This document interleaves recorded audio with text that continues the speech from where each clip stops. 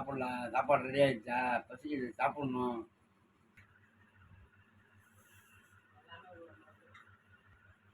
சாப்பாடு ரெடி, வாங்க சீக்கிரமா சாப்பிடுறதுக்கு.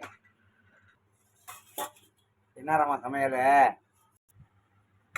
காடை பிரியாணி. காடை பிரியாணி? இந்த பாருங்க. என்னடி புதுசு புதுசா ஒன்றா செஞ்சுக்கிட்டு இருக்கேன். காடை பிரியாணி நீங்க சாப்பிட்டது இல்லையா? என்னன்னே தெரியாது எனக்கு.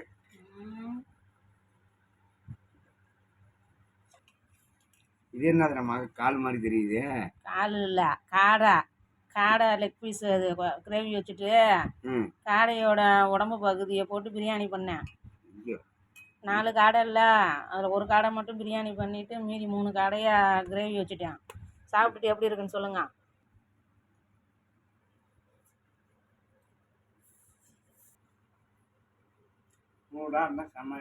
சிக்கன் பிரியாணியை விட இது எப்படி இருக்கு? சூப்பராக இருக்கு.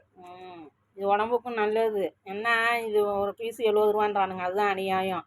கொஞ்சம் பெருசாக இருந்தால் நல்லாயிருக்கும்.